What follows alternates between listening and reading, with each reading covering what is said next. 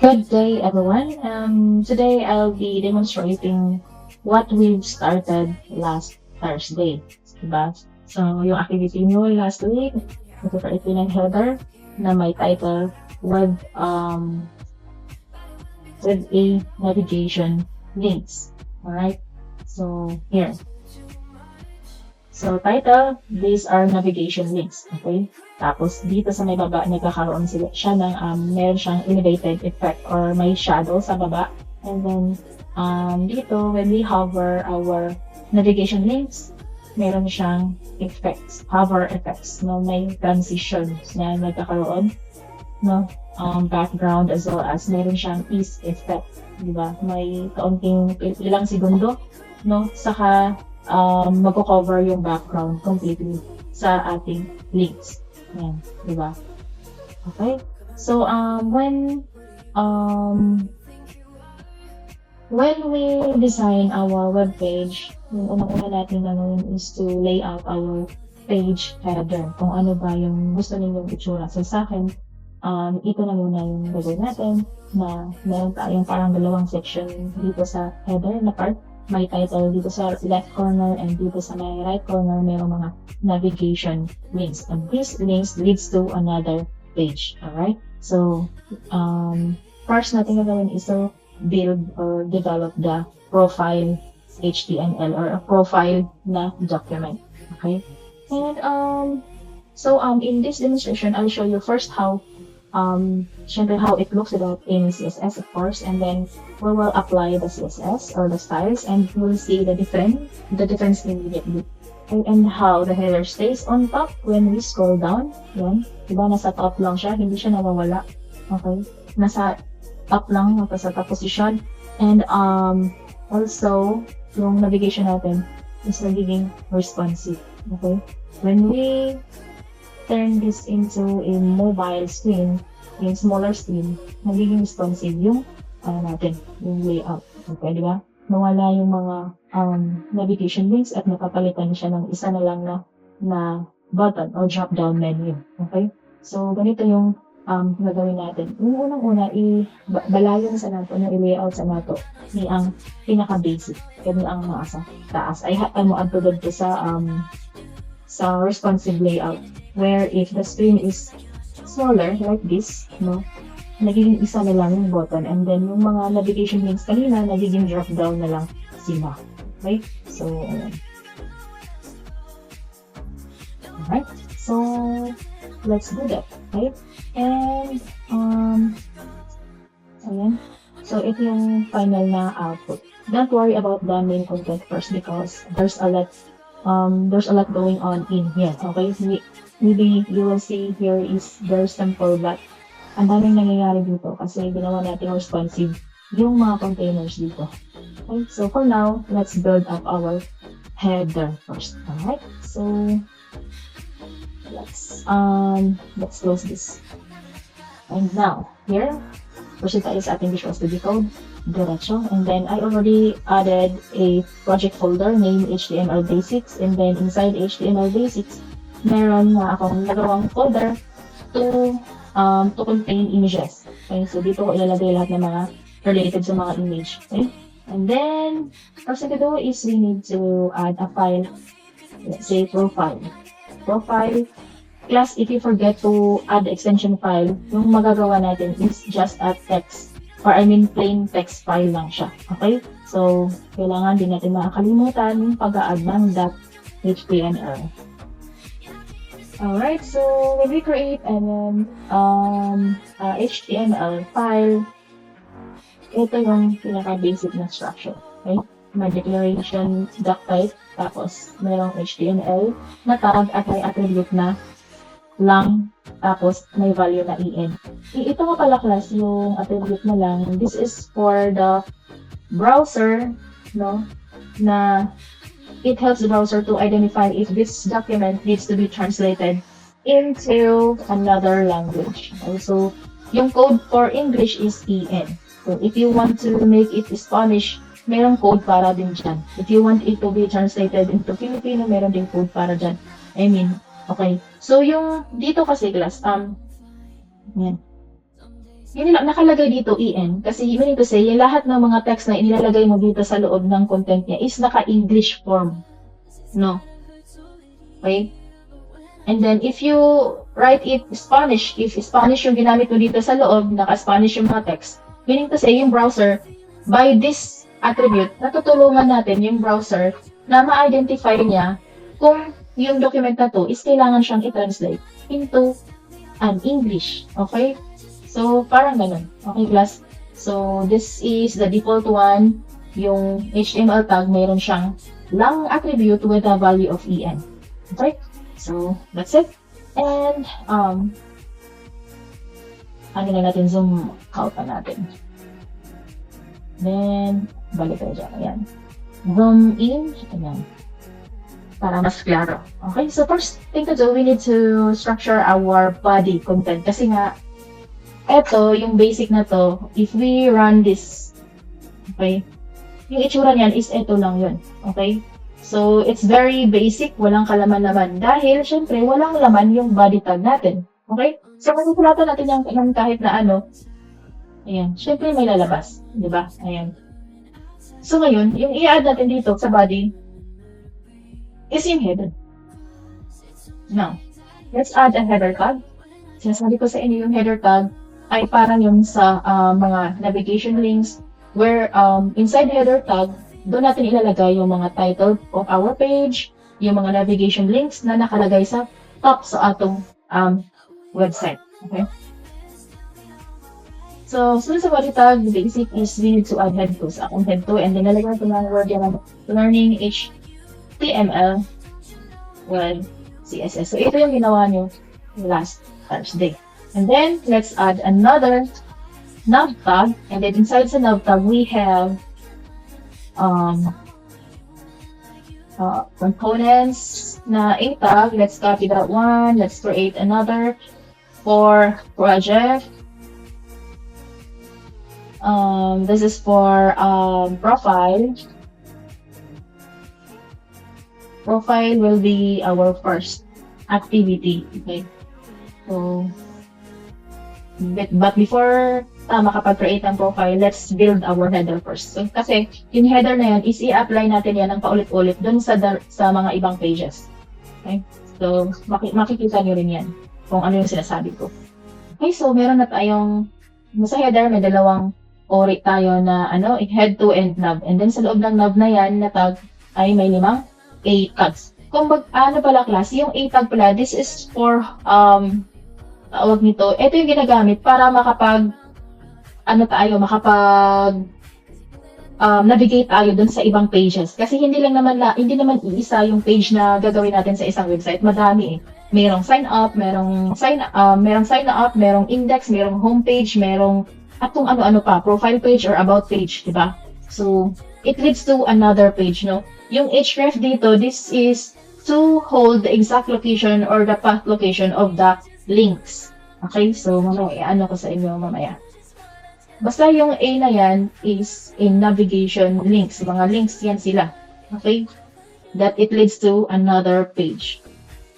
Pwede rin sila natin gamitin as parang pwede natin siyang i-structure na parang button. Okay?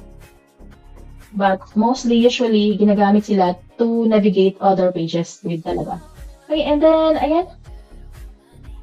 Tayo, header again. And let's change muna natin yung dito sa may taas. Yung title, change natin. And then run and see the itsura. Okay, so mauni ang itsura sa atong nabuhat. Now, inspect element. Dito tayo sa nag-delete. Okay. Yung unang gagawin natin class is we want to yung unang-una natin gagawin is we want to start with the base styles. Yung parang i-reset natin yung styles first to normalize layout across browsers. Yung i-reset natin, kumbaga, may ibang element kasi sa HTML. Like for example, si head 2. As you can see, the head 2 has a default margin with 19.92 px. I don't know if you can see that.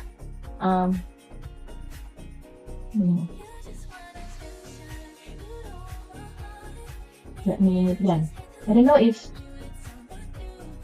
kani siya class, kani, kung i-point this content here, si head 2, nasa baba, itakita niyo nasa baba na may context menu na lumabas. Diba? Pag i-hover na to ang kaniang mga components na sila yung mga lahi-lahi ng mga layout or styles. Okay? So, kana siya, tanawan ninyo class na siya yung margin 19.92px. Even wala pa ta nagbutang og style. Diba? Wala pa ta nagbutang sa style. So, meaning, naana siya yung default na 19.92px na margin. Okay? And also,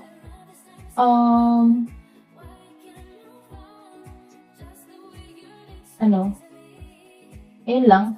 And then, let's go back here. Let's go to console and here. Okay, so we will reset the styles first to normalize layout across browser. So, kung ang unang gagawin natin, if you can remember, we have 8 type of selector. Yung unang-una doon is we have element selector where we target the specific element and we use the element tag, okay, to style a certain element. And then we also have ID selector.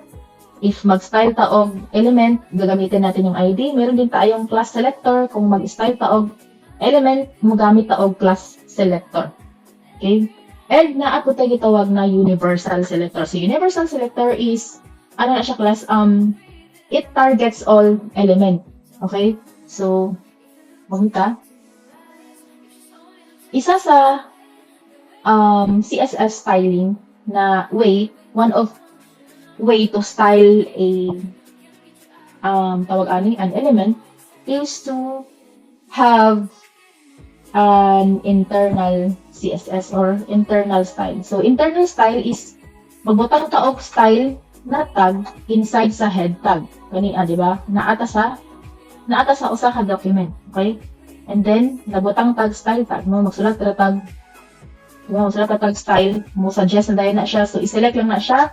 And then, automatically, naana kay opening tag o closing tag na style. So, dana sa between, dito sa tuma, magbutang ta o universal selector kasi we want to reset the style man. Okay? So, yung universal selector is the asterisk. So, we use asterisk that represents all elements. So, lahat ng elements, no? Lalagyan natin sila ng, tawag nito? I-change natin yung font family. So, class, if you are going to change or customize the font family of your content, ilagay nyo lang yung property na font family. Okay? So, tapos, pili ko mo unsa na siya nga font family, no? Makaselect mong kadana sa inyong on. Okay? So, pwede ra class na actually, kanina nag-white, ayan. Those are the fonts that need to kayatang i-install. Okay? So, ayan. Gagawin natin Georgia. Okay? And, actually class, ang default na font, maskin pagdili ta magbutang ani, no? Ang default na font na gigamit sa browser is 8 Times New Romance, okay? So, and then font family, tangan sa nato sa ako copies na font na naka-install sa akong computer. And this is one of my favorite font na ginagamit na ako, no? So, ayan, font family. And, butang na to ang box sizing border box. Kani si box sizing border box class is I'm gonna explain this, no. It targets element, okay? Kaning box sizing border box value, property box sizing, tapos may value siya na border box. Parang sinasabihan natin yung browser na halimbawa, ang button, kung unsay width na giset nato kay button, halimbawa 400px ang iyahang width. Tapos nagbutang pagyud tag border, nagbutang pagyud ta og padding. Kanang border size og ang padding size included na siya sa 400px nga atong giset. Okay? So let's say nagbutang ta, halimbawa ganito. Nagbutang tag width sa atong button na 400px. Karon nagbutang pagyud sa og border. Diba? Border 2px solid and then yung kulay and tapos nagbutang pag ito og padding sa sulod niya. Padding, let's say, 10 px. Okay? Then, let's try to add a button here. Para maano yun natin mo. Makita. Okay, so kaniya siya class, no? Ang ibig na kong sabihan class, ang sa box sizing border box, ang iyahang width gikan dinhi padulong dari is 400 px na siya. No? Total, at the total width of the button set, nakaset siya na 400 px sa yun niya siya, no? Kani, no? With the box sizing border box. Meaning to say that it tells the browser that the component is having total width with the border, padding, isasama na niya si border, si padding sa total width ng isang component. Okay, maski unsa pa nang imong ibutang di ang component, say 100 px lang, tapos nagbutang pagyud ka og 5 px na solid border, tapos may padding pagyud ka na 50, no? Kauban na siya din sa 100 px nga total. Okay? Ayan. So, ingana. Plus. Okay? So, from here up to here, 100 px na siya. Okay? So, mo nang pasabot ni box sizing border box. Mas maayo na nagbutang tawag ingana no box sizing border box para kabalo jud ta kung pila ra jud ang size ana nga component nga atong gihimo. Para dili ta ma-surprise ba nga, uy, hala nga naman ang na may nag-excess na size, di ba? So, ang pag-calculate ni browser sa mga sizes sa component is sakto ra. Okay? Walay mga extra width, mga extra height. Okay? So, kung pila imuhang gi-define para ana nga button, no, with maora gid na siya. Basing pag imong butangan sa border sa padding. Okay? So, sorry kung gibalik-balik na ako para lang makasabot mo unsa ning box sizing border box. Okay, so next is ano na natin, yung si body naman natin yung lalagyan natin ng style. So si body, lalagyan natin, i-reset natin yung margin niya into 0 para wala talaga siyang margin and padding. So i-reset natin siya. No?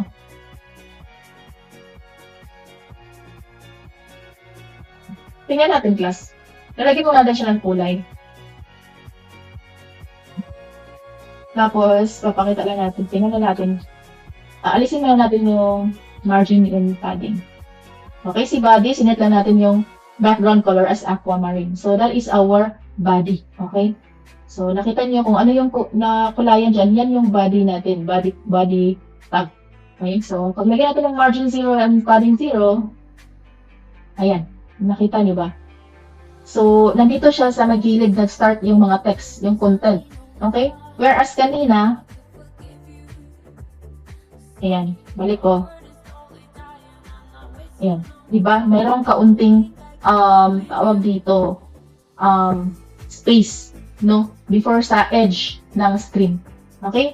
So, ngayon kailangan mo nato siyang i-reset into margin 0 and padding 0. Kasi we want to style the specific element lang. Lalagyan natin silang padding or margin, depende kung kailangan. Okay? So, yung si body, aalisin natin yung default niyang margin at saka sa padding. Okay? So, after that, i-change natin yung background color ng ating tawag dito. Body. Lagyan natin medyo grayish. Alisin natin ito. I think we'll leave this here maybe. Ayan. Yan naman na, ayan. So, ito naman na para mas klaro, no? Or maybe we will make it a little lighter. So, nasa sa inyo class kung anong kulay ang gusto niyo. Sa akin kasi, ano ko muna. Pero, papalitan ko rin yan mamaya. Gusto ko kasi makita niyo yung kulay. I mean, yung kung saan hanggang saan si body. Okay? So, sa lahat na nakita niyo dyan, from here to here to here sa corner ng ating screen is yan yung body tag natin. Okay? So, ano ba yung purpose nitong, yung pag-a-add nitong style, universal style No, tinarget natin lahat ng element. Meron siyang font family, yung gagamitin niya is poppins. And then, isaset natin yung box sizing border box, no, para sa lahat ng element. And then, we set the zero margin padding and of course, the background of our body set to this color. And then, yung purpose ng class is to remove the default margins, paddings, of course, and then sets a clean background and applies a consistent font. Kasi consistent. Kasi this font here, tinarget natin lahat ng element dyan. Yung gagamitin niya automatically is yung poppins na fonts. Alright? So, kahit anong element yung i-add natin dito sa body, ang gagamitin niya is yung poppins. Kasi nga, ginamit natin yung universal eh. Tinarget natin yung lahat ng element dyan. Okay, so, next thing to do is, yung step 2 natin, we need to style the header.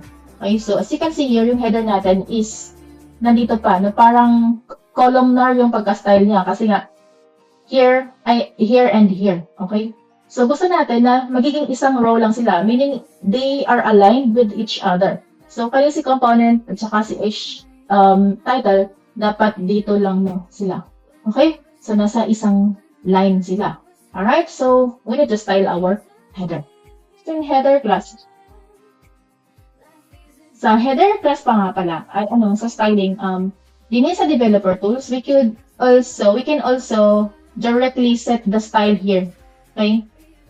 Kani ang developer tools ni class, yung i-apply nating style dito, it will affect directly. Tingnan nyo. Diba? So, diretso yung epekto niya. Pero, once we reload that, okay, nag-change na to na, okay, diba? Once we reload our page, it goes back to the style nga atong define din sa page itself. So, unsa may purpose aning developer tools dito? Ang purpose ani class is for the programmers to to debug, kasi nandito yung mga consoles natin, and also to debug the style, no? Kung gusto nato nga unsay style para ana nga element na makita nato diretso ang iyang effect, pwede nato na dinhi nato siya i-manipulate. Okay? So now, we will style the header. So, i-click lang nato ang header din sa may taas. Ayan. Si header. So, mauna si header no, na nag-highlight. Okay? So, kana ang atong butangan o style. So, unsa man ka ang style na atong ibutang para sa header? Di ba, ingon ko nga, butangan nato na siya o kana ang naka-display flex. We want to set the header flexible so that these navigation links will be aligned to this title. Okay, so now i-click sa nato ni header, and then here dayon, i-click lang ni sila din kana i-click. Okay? So now, butang nato ang display flex. Tinawa class. Nagdiretso og kuan, di ba? Nagdiretso og butang og kanang tawag ani yung style. So naa na siya na butang ratang display flex para sa header. Then what's next is gusto nato na syempre matupong ni si components dinhi. So, syempre, i-align nato na sila. Or, ang butang nato sila, unahan nato ang text align into center. Okay? Or, dili pala. Mali. Okay? So, dili text align. Align items. Align items into center. Okay? So, set align items center and then, ayan, na-align na sila. Okay? So, align items center sa header.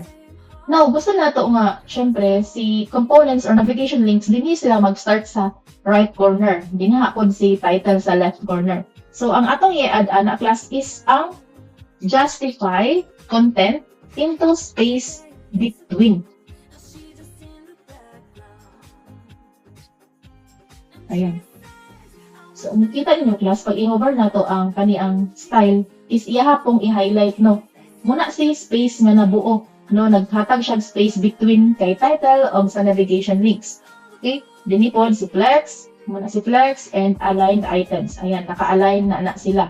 Okay? Tanawa class. Iyahang gimarkingan nga align center sila. Okay? So, after,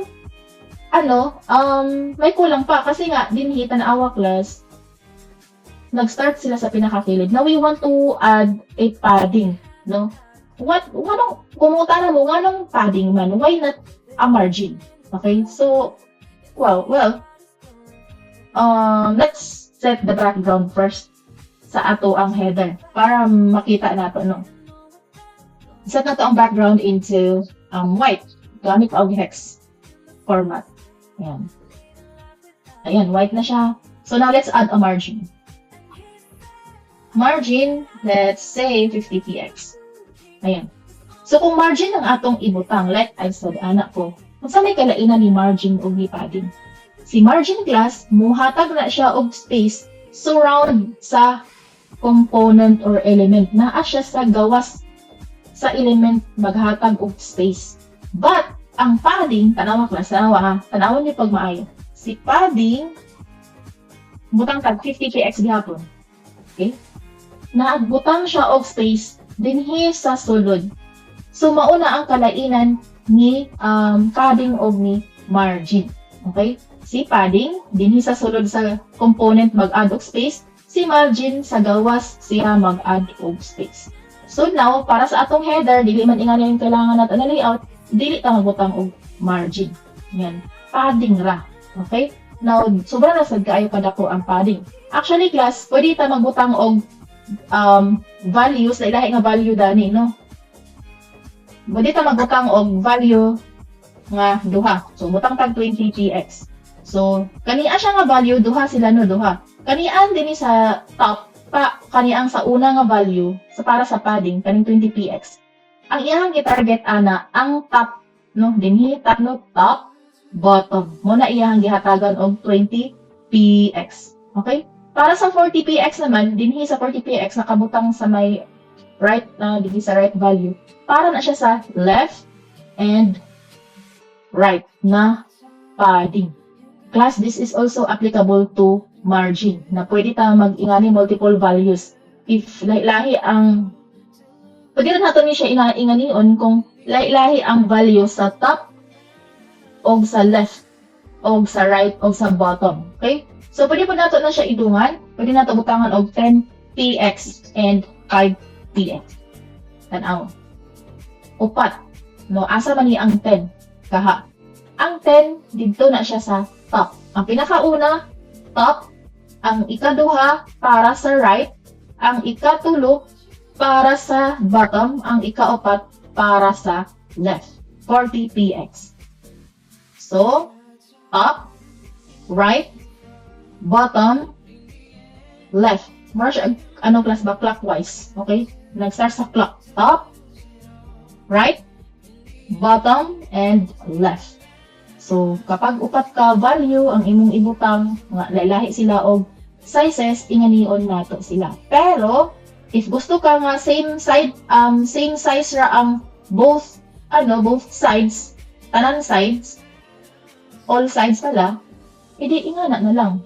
Usa ra imong ibutang. Kung gusto ka nga parehas sila og size. Okay? Sa tanan side. Nang sa ako, gusto man ako nga mas gamay ang top ug bottom. So, duha ka value akong ibutang. So, let's say 20px na. Ayan. Ayan. So, muna class, no? Alright. So, now, saan naman ito ni pagkuan? Ato ning kopyahon ang CSS class. Kopyahon na to. Ayan. Copy. Okay. No. Copy. And then, ato ta sa atong CSS, magsulat ta og header. Atong i-paste. Oops, na-apply man gani ang mga text. Mali. Mali ang pag-copy. Okay. So, copy rule. Ayan.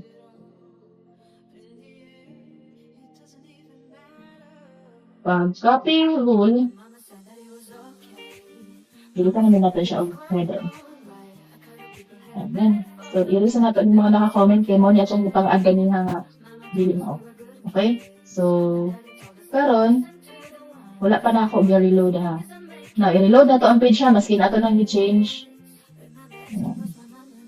Kaya naan naman pa kaniya. Okay? So, kuha na to ni, comment na to ni. And reload. Ayan, di ba? Nibalik siya. Ito ingana. Alright, so,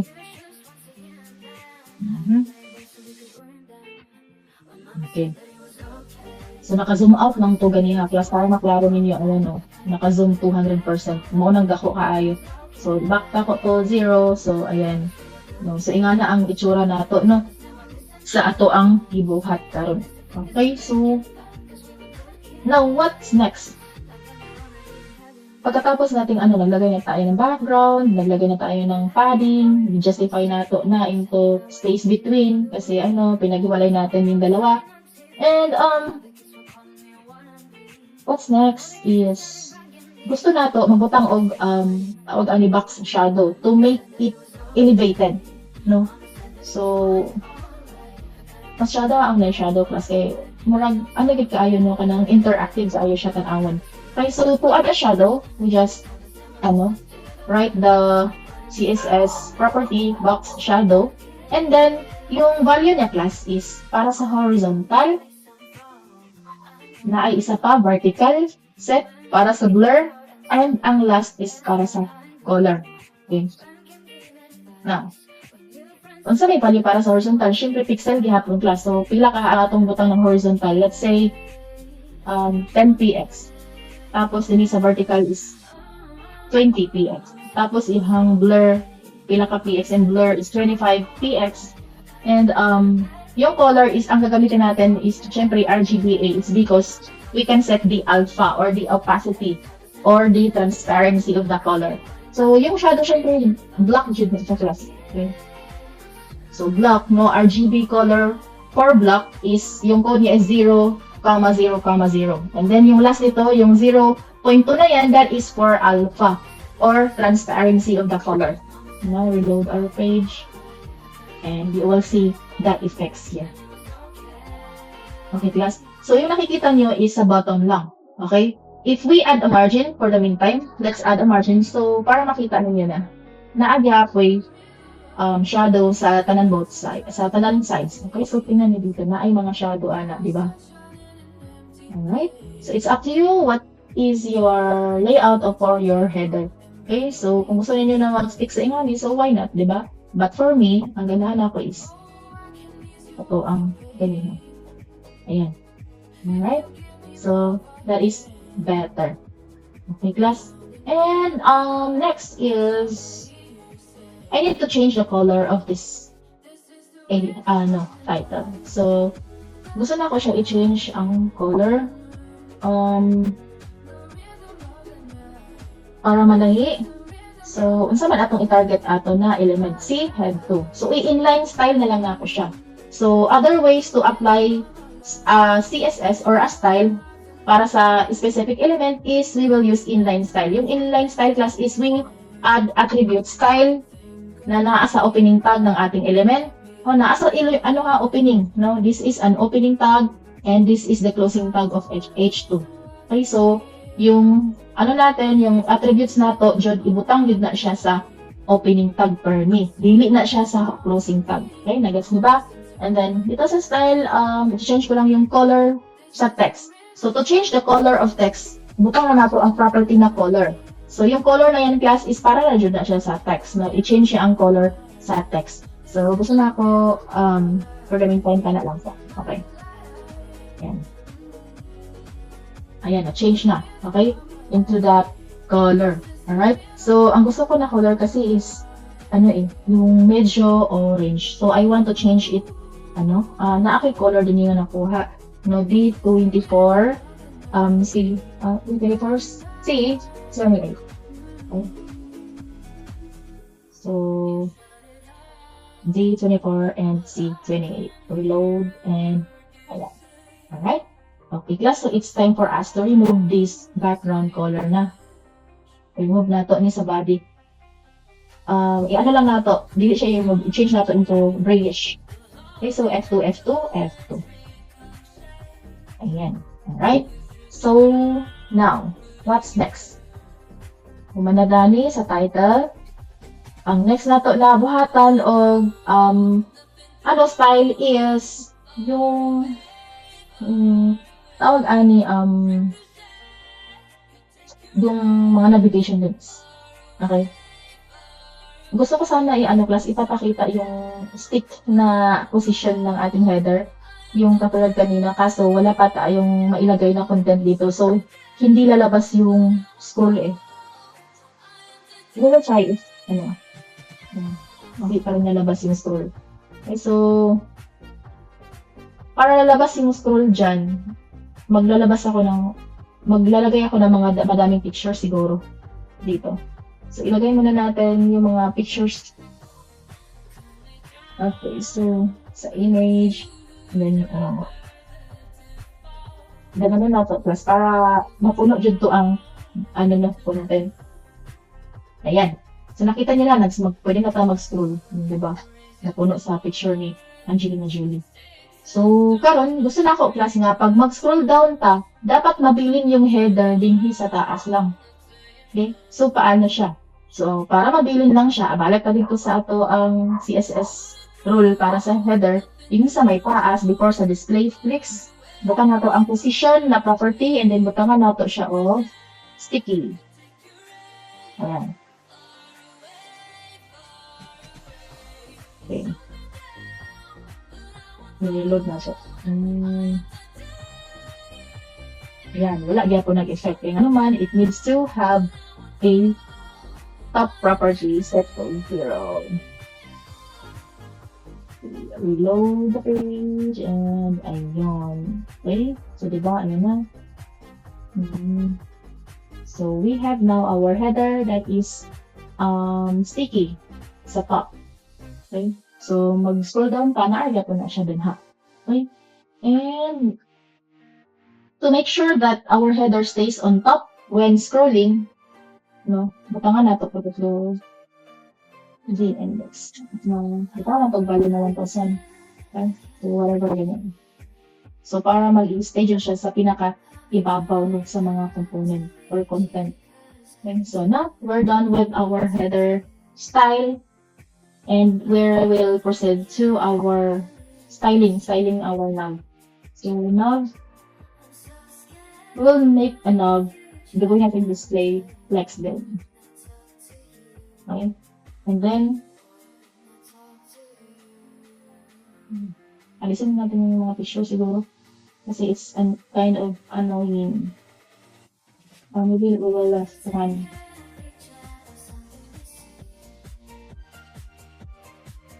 Okay. So now, gagawin natin yung display flags, and then lalagyan natin ng wrap na 10px. Okay, yan. Nagkahiwalay na ang mga buttons. Kanina, walay gap. Sikit-sikit gihapon sila. Okay? So, magutang pa of gap. Yan. Alright, so, papakita ko lang sa inyo kung ano mangyayari kapag gap lang na walang display flex. Ayan, dili gihapon mo. Take effect, no? Kailangan may display flex. Yung gap will work only if your container is a flex container or have a flex layout. So, ayan. Alright, so next thing to do is we need to finally, we can style our navigation links now. So, now, parang pakita lang sa inyo class. Kaniya na style rule, ang gigamit na to is a tawag isa to nga style rule. Magamit siya og child, parent, or child element. So, kaniya siya si nav, which is the parent of a tag. Ayan, nav of a. No? Mo na atong ipunta. Actually, class, we can directly use a. But what if, mamaya, kapakita ko sa inyo, mamaya mo lang. What if, nga nung i-specify na ako na nav, giguha na ako ang parent niya, dayon, ay na to, gibutang si a as the selector. No? I-specify gid na to, maayo nga si a tag nga naa sa sulod kay nav tag, mauni iyahang mga styles. Okay? So, mamaya na yung papakita ko kung bakit ako gumamit ng ganito. So, dito, balik tayo dito sa atong, mapapansin niyo dito sa mga links na yan kaya meron siyang naka-underline siya automatically. That is the default of our a tag, no? Naabid na siya kanang underlined text. So, to remove that, we will add a text declaration property into none. So, this will remove the underlined text, diba? Sa text. Ayan, wala na siya. Okay? And then, for the meantime, plus, ato lang sa butang ang background color ang atong mga navigation links. For you to see what is the, or asa taman ang mga navigation links, or each navigation links. So, ang navigation links, guys, as you can see here, yung mga text niya is tamang-tama lang dyan siya no, sa ihang pinakakilid, ganyan, no? Gamay ragit kay siya, no? So, walay space between sa container and sa text, sa content. Now, we want to add extra space, no? To add na rin para magkaroon ng mas clickable area, mas dako ang clickable area sa atong navigation links. And so, asa ta mag-add? Siyempre, padding akong ibutang anak ng padding. Tapos, yung top niya is 30x, then yung left and right niya is 10x. So, ayan, nagkako na siya. So, medyo okay na gid siya tanaw, no? And then, we want to add a border radius. Yes, we want to set the rounded corner each navigation link. So, to add rounded corner, just add property border radius specifically to set the radius or the corner rounded. So, it's up to you. If it's very rounded. Isa ko lang is medyo slight rounded lang. Gamay lang na ano. Okay, so that's better. Alright, so now, I want this text to be transformed into uppercase. Instead of writing again, so ganyan, isa-isahin ko pa, then dito, iaano ko lahat, ganyan, isusulat ko lahat. Why not? Dito na ko na lang siya ilagay diretso. Mag-a-add na lang ako ng CSS property, which is text transform. Yung value niya is uppercase. Now, maka-uppercase na ang mga text. Okay? So we want this text be, medyo bold. So, to make it bold, ibutang ng tao font weight, and then, bold ang akong ibutang ng value. So, yan. Ibaga na ang character or tawag ani, mga alphabet, no? Ang iyahang stroke, nibaga na. Okay? So, that is because of using font weight bold diha, no, specifically for font. Okay, alright, so we want to make sure that the text is aligned in the center, so we will add the property text align here, then we will set it into center. Alright, and then after that, okay, so I guess that's it.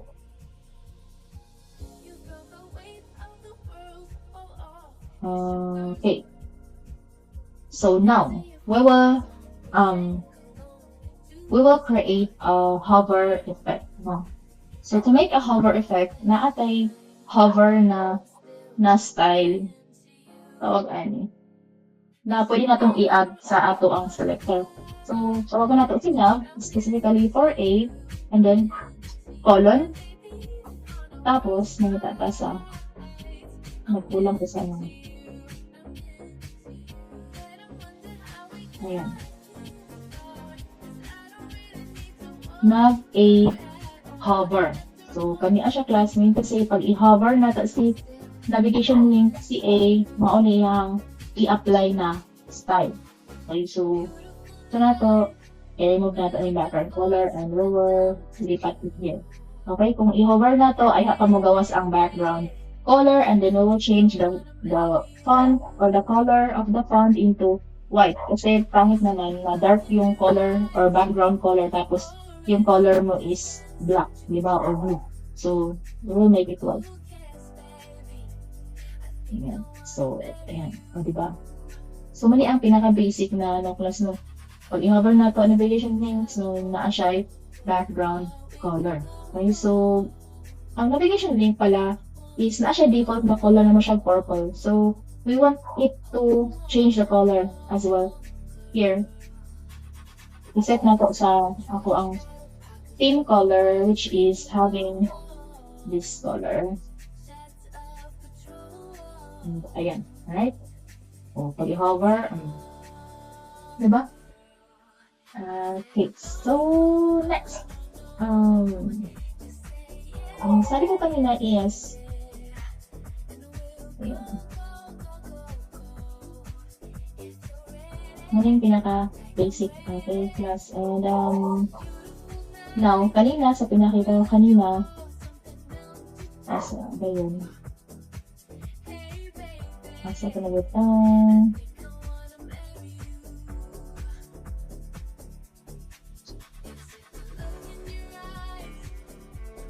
Okay. So, kanina style, ayun, pag i-hover na to, di ba, itong cursor gani, itong mouse, na siya effect or transition effect. Whereas, kani ang usa, di ba, diretso lang.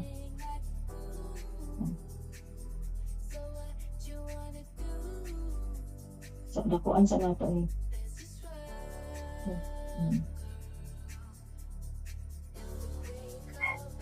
Okay, so, ang saon man. No, para maingato, parehas atong usa. Asa na ba yun? Wala. Balik ta sa ato ang CSS. So, saan i-close? Okay. Inspect element.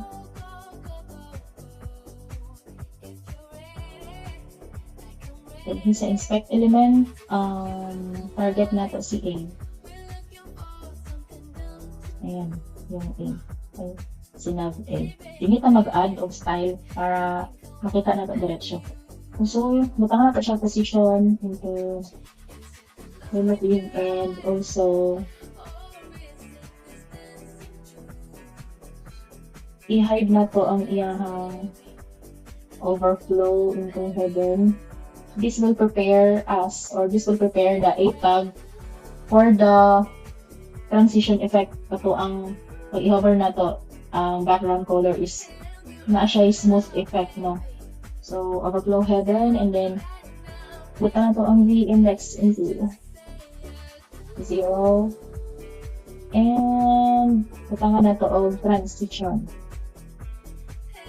Si color ang akong i-target. Buta na to ang 0.3 seconds. Mayroon na sa is. Naka-is effect. Okay? So,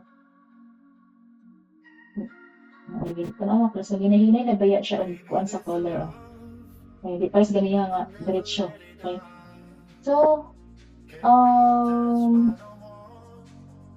next, hindi pa natin yun may kita kasi nga, kailangan natin yung pseudo element, no, to prepare. We will have to make a pseudo element before para sa hover effect.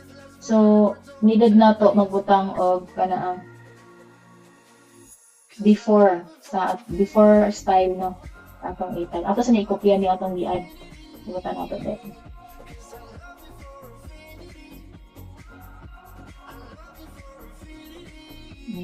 So, kani.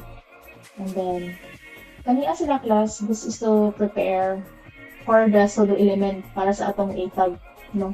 Para sa hover effect na atong i-add. Now, the pseudo element is nav A, tapos nga nataduha ka colon, and then before. So, if you wanna know about this further information about this, i-research na lang, okay? So, you want to set the content, syempre, wala. Ito kasi gagawin natin class, this will be the background na natubit ang pag i-hover na to, siya ang mutunga o muubos, no? Tapos na smooth effect. Tapos reset natin yung position into absolute. And then after that, we will set the left into 0 and bottom 0. And of course, set natin yung width into 100%, as well as the height. And then, yung pinaka-importante is yung background color. So, background color class is background lang yung gagamitin natin na property. And then, isusulat natin yung linear kasi nga, pag-gradient yung ginawa kong effect. So, 180 set the degrees. Kung asa natin siya isi-set, mag-i-start. No, gusto ko kasi galing hanggang sa taas, yung gradient niya, galing sa top hanggang sa pababa, yung ano niya, gradient. Usually kasi yung gradient is galing dito sa left papuntang right, no? So, sa akin gusto ko top to bottom. Dito sa 180 degrees, and then maglalagay tayo ng mga colors. So, we can set multiple colors in here, but sa akin, dalawang color lang. So, I have a color, naka-color na yung orange kanina. Set into opacity to 1, and then maglalagay tayo ng 0%. Comma, para naman again sa RGBA, set into 254, comma, maranista sa color 180, and 123, and 1, and then more than 100%. Okay, so, ayan. So, kung gusto ka mag-change ang color, dire, i-change lang na sila. Okay, diha. Kung isa ibang gusto na mga color. Alright, so after that, syempre, ano na to kung sa may itsura. Ayan. Mao pa lang na iyang itsura plus. So, yung pseudo element dito, ito yun, no, yung before. Ito yung mangyayari before nato i-hover ang ang atong mouse, no. Mura ni siya, mukalit rin siya og tunga kung i-hover na nato. So, this time is magutang taog translate, or transform property, and then atong i-translate into lines. Tapos is 100 na to, 100%. And then, we will add transition sa ato ang transform. Kapag transform niya, matangan na to og 0.4 seconds. Tapos is gapon. Mali ang ako nasulat ka rin. Transition. Walay termination. Okay? So, yan, wala na. Diba? Wala na. Okay. So, ngayon, mag-iputan na ito using index. Into negative 1. Para, wala kaya siya. Diba? Okay, so, after that, sa nav-a button, sa hover, pag mag-hover na ta, ganun, no?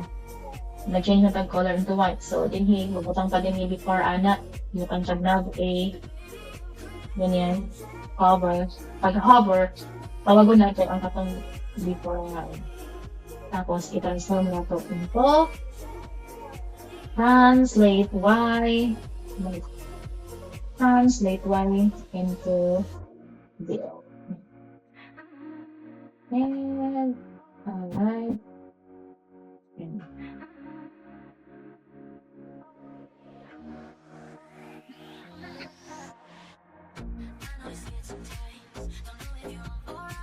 okay.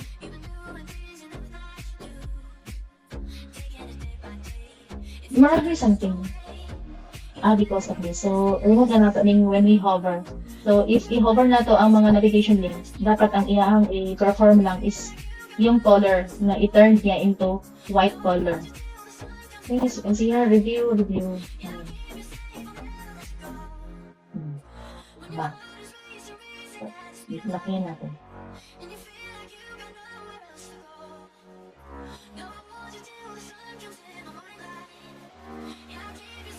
So, ayan yung plus.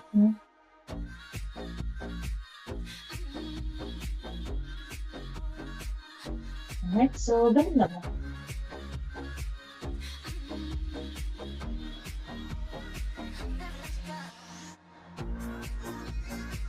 So, ayun na class mo. Yung nabuo natin CSS. So, para ma-review ninyo yung mga CSS ninyo, is balik natin sa taas. Okay. So, ito yung CSS na. Ayoko yung ibigay diretso yung mga CSS kasi gusto ko kasi nafe-feel nyo yung pag-add ng CSS tapos pag i-run nyo yung browser or i-load nyo yung browser, makikita nyo kaagad yung epekto ng CSS style na ginawa niyo. So, pangit naman kapag kinopya niyo kaagad, hindi niyo malalaman kung ano ang epekto ng pag-add ng display flex, kung pag-add ng justified content space between, and so on. Okay? So, ayun. So, yan. I-post nyo na lang kung hindi kayo nakahabol. And nav A for our nav A. Okay, class. So now, kanina, balik tayo sa sinabi ko kanina, bakit ko in-specify yung parent ni A, saka ko siya nilagyan ng, ng CSS. Okay. Bakit ko ginamit yung parent element niya? Kasi, what if pala, may A tag tayo dun sa ibang, diba dito, may A tag tayo. May A tag. Tapos, another outside nav. Okay. Iwan natin mo siya. Okay na siya dali sa kilid mo. Kinig na class. Wait lang. Naara siya dali. Wala sa akong village dito. Hindi siya nagsilawa. Ayan. Okay. Naara siya dali. No, dili siya dun sa sulod. Okay, so gigawas na ako siya sa header. Nung naraang header, doon na ako tag dali. So, what if pala na ako yung other A tags dito? So, kung na ako yung other A tags dito, tapos, ang inyong pagbutang sa CSS na kadiretso kag A, kasi nga, di ba, ganyan. So, diretso A, no? Wala na ito itawag ang parent element ni A. Kung magiging itsura niyan, pati din niya, di ba? Pati din mabutangan siya o same na style din sa taas. Kasi you are targeting, by using this element directly as a selector, you are targeting all A tags to apply this CSS, no? You are applying this style to all A elements. Sa sulod-ani nga document. Nabis mo ba? Okay, so that is why na ang kung specify na magbutang o parent element. Okay. So, ayun. Alright, so applicable na siya sa bisan asa plus sa dili lang sa A-tag. Maskin unsa na mga tag din ha. Kung naalang kay specific na style para ana, you need to specify the parent element or lagyan niyo na lang ng class. No, gawa na lang kayo ng class attribute. I think now. So that's it. Yeah. Best practice after writing each section of the style, you have to test it in the browser like what I did, okay? Para masakita niyo, hindi yung ipopost nilang dyan yung video tapos, di ba? Hindi niya kikita, hindi niya tinitingnan yung anong epekto ng pag-add ng CSS na yan. Okay, so, and then apply styles step by step so you can see which part works or not. And then, if an effect doesn't show, instead using browser developer tools. So, din here, right-click lang ka or press F12. So, din here sa may kilid, gani ang may arrow something, you can select the specific element to inspect. Yan. Wow. Alright, so now